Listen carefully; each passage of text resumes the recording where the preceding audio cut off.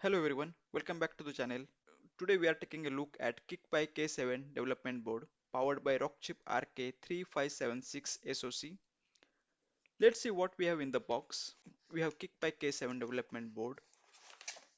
We also have USB to UART cable and we also got USB Type-C cable. So let's open the development board box. So we have development board itself and we got a mini manual. Let's see what information we got from the manual. I can see some basic getting started information here. I will keep it aside, and this is the board we'll be looking at today. This is a single board computer aimed at embedded industrial and edge AI projects. In this video, I will cover detailed explanation of the board, how to boot it for the first time, and how to install Ubuntu on the eMMC.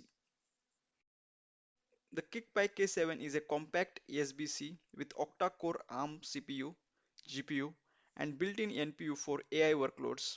It supports Android 14, Debian 12, and Ubuntu 24.04. Let's break down the hardware and see what's on the board. So these are the two antennas.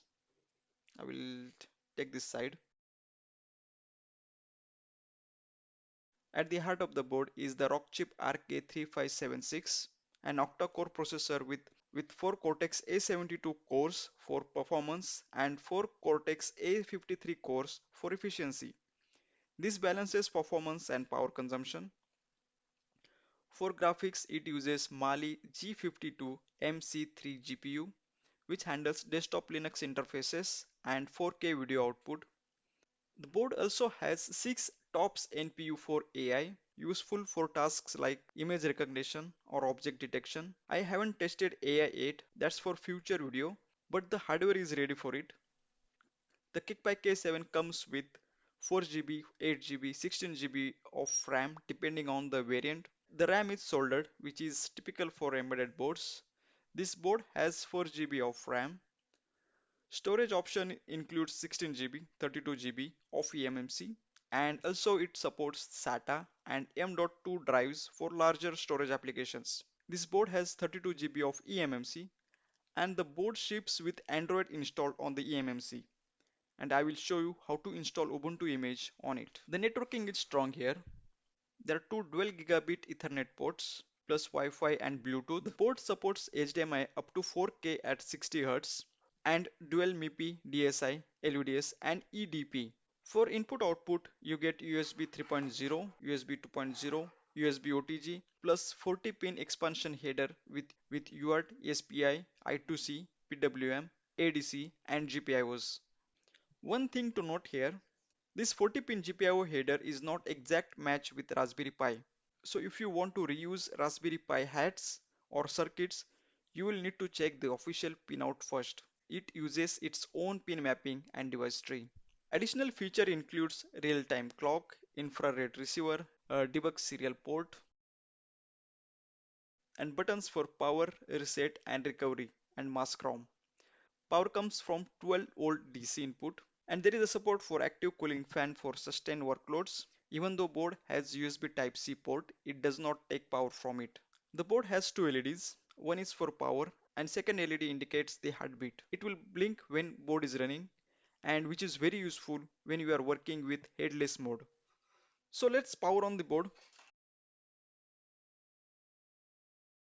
and we'll connect HDMI. Without connecting HDMI, I can see that board is running because heartbeat LED is blinking continuously and board is powered.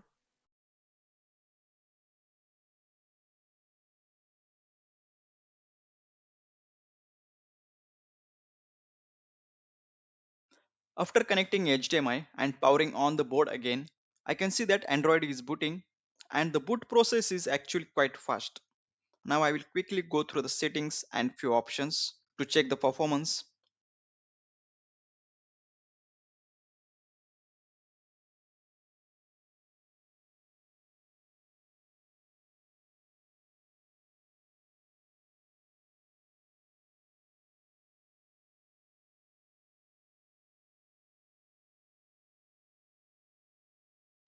This Android version looks like more like a tablet style OS, and I can confirm that from the setting menu, and here it is. Overall, the system feels like quite responsive compared to many similar single board computers. Let me power it off from here. Now I will show you how to install Ubuntu on this board. As I mentioned earlier, the board supports Android, Ambien, Debian, and Ubuntu, and you can download the OS suitable for your use case from the official website. I have provided all the links in the description. For this demonstration, I will download the Ubuntu image. Now we will also need a couple of tools. First is the driver assistant tool. This tool installs the required USB drivers so that computer can detect the KickPi board. Second, we need RKDevTool, which is the tool used to actually flash the OS image onto the board. I have already downloaded all these tools and kept it in one folder. Now I will extract all of them.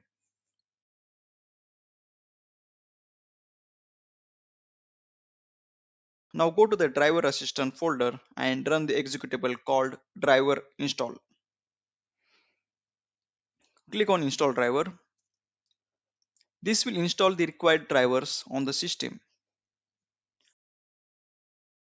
Now open the RKDevTool folder and run the RKDevTool executable. There is a small boot sequence that we need to follow to put the board into flashing mode. First, connect USB Type-C cable to the board and PC. Then, press and hold mask ROM button on the board. Then power on the board. And after that, release the button. In my case, during recording, I actually pressed the recovery key instead of mask ROM, and it still worked for me. When board is in boot mode, then tool will show that device is found.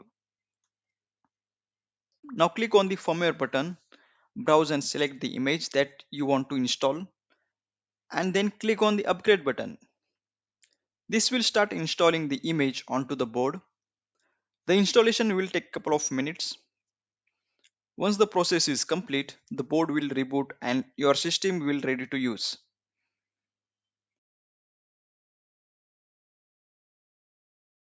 Right now this is the HDMI output on my monitor, but personally I'm more interested in using this board in headless mode.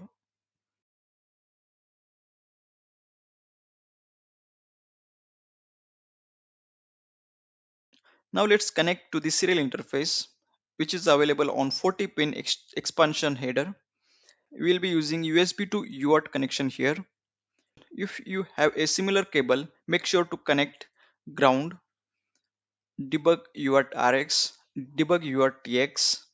The red wire should remain unconnected. I will be using Teratum serial monitoring tool to access the serial interface of the board. Select the serial and choose the COM port. Since I only have one serial device connected, I will select that one. Now go to the setup serial port and set the baud rate to 1500000 and click OK. When I power on the board, you can see the boot logs appearing in the terminal. After the boot process is complete, I am able to access the terminal of the board. If I run the command ls, it lists the directories and files on the board.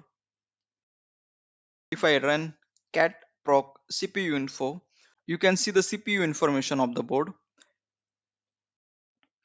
Now let me check available block devices. Let me also check the memory.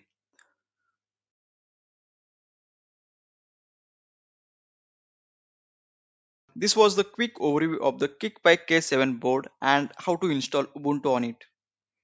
In the next video, I will come back with some projects running on the board. Thanks for watching. If you liked the content, please like, share, comment and subscribe to the channel for more interesting videos.